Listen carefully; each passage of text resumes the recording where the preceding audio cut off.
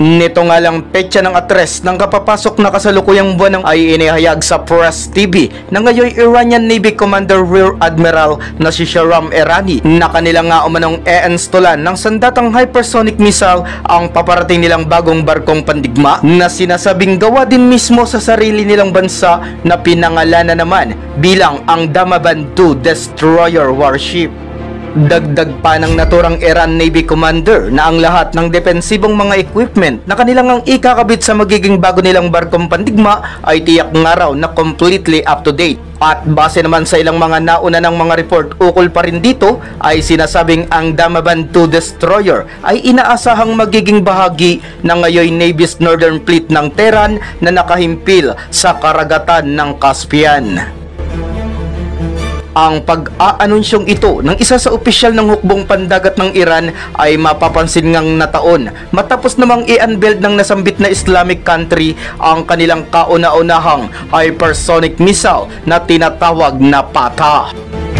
Bagamat sa ngayon ay hinihintay pa ang ilang karagdagang detalye sapagkat hindi pa naman espesipikong binanggit ni Rear Admiral Irani kung ang ikakabit nga ba talagang sandata para sa Damaban II Destroyer ay mula sa variant ng hypersonic missile na Fatah o maaari din naman kasi na bukod nga dito ay may iba pa silang nais na siyang i-install sa paparating nilang destroyer.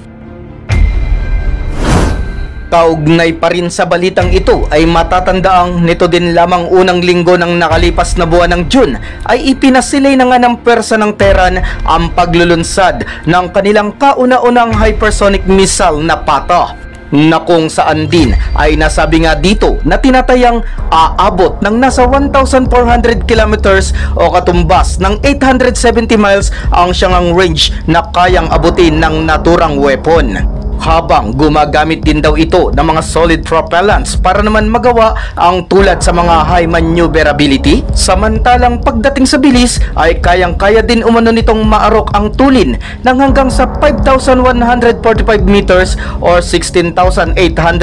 feet kada segundo o may equivalent ng speed ng nakalululang bilis na Mach 15.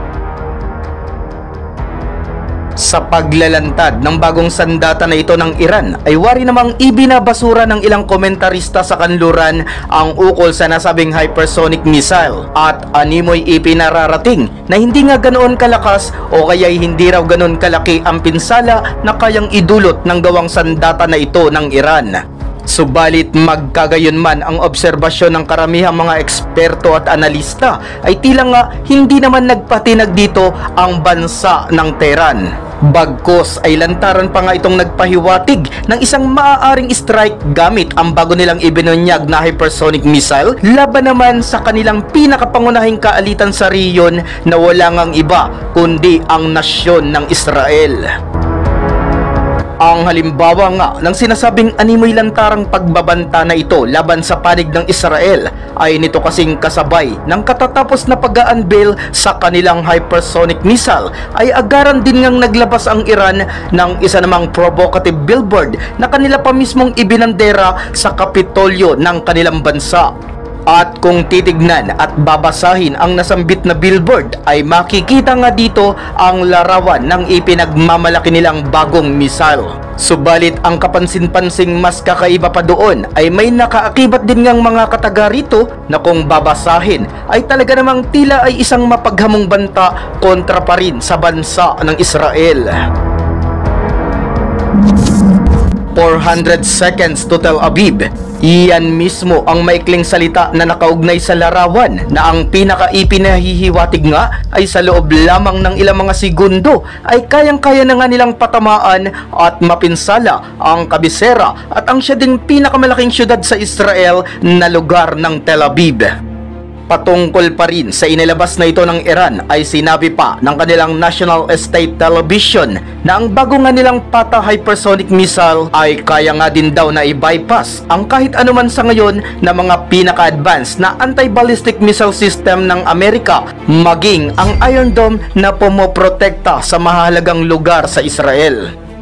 Kung kaya't dahil nga dito ay noong mga araw na isinagawa ng side ng Iran ang mga hakbanging iyon ay talaga namang nagdulot din ito ng mas pag-escalate ng tensyon sa rehiyon ng Gitnang Silangan. At bilang verbal retaliation ay sinabi naman ng mismong Israeli Defense Minister na si Yoav Gallant na naririnig umano niyang ipinagmamayabang ng kanilang kalaban na Tehran ang bago nitong gawang sandata. Subalit ayon nga sa ministro na kahit ano pa man daw ang mga bagong development ito ng Iran ay lagi din naman daw na meron silang mas mahusay na response para ipangontra sa mga ito, maging sa parehong aspeto ng depensa at pang-opensa, mapalupa man at sa ere at kahit pa nga umano maging pagdating sa maritime arena.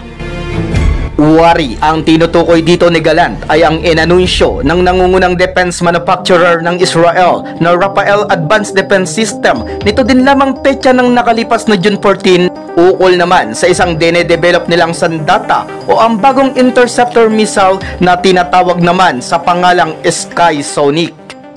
Ang panibagong defense weapon na ito ay sinasabi ngang sadya talagang binubuo para naman eksklusibong targetin ang anumang mga banta mula sa kanilang mga kaaway, lalo na nga sa paparating na anumang uri ng mga hypersonic missile. Sa isa pang video ay maigting din ditong binalaan ng depensa ng Israel ang bansa ng Iran at tinurang dito ay malalaman umano kung paano nga nila magagawang maprotektahan ang lahat ng kanilang mga mamamayan at kasabay umano noon ay ang matitindi rin nilang ganti o mga strike sa kanilang mga katunggali sakaling ang mag-umpisa ito ng digmaan laban sa kanilang bansa ng Israel.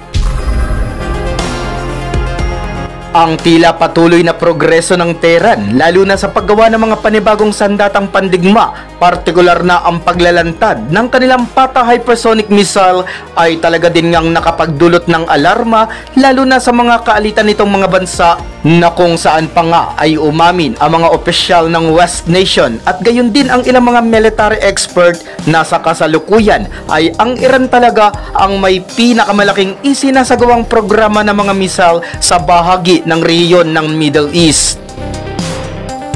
Kayo mga kataps, ano ang palagay at saloobin nyo sa balitang ito? Patuloy na nga bang mamamayagpag ang Iran sa Middle East pagdating sa aspeto ng palakasan ng mga makabagong sandata? O kaya naman ay sapat na nga ba ang mga ito para nga malampasan nila ang matataas at mahuhusay din talagang mga uri ng teknolohiya na mula naman sa Israel at bansang Amerika? I-komento lang sa ating comment section.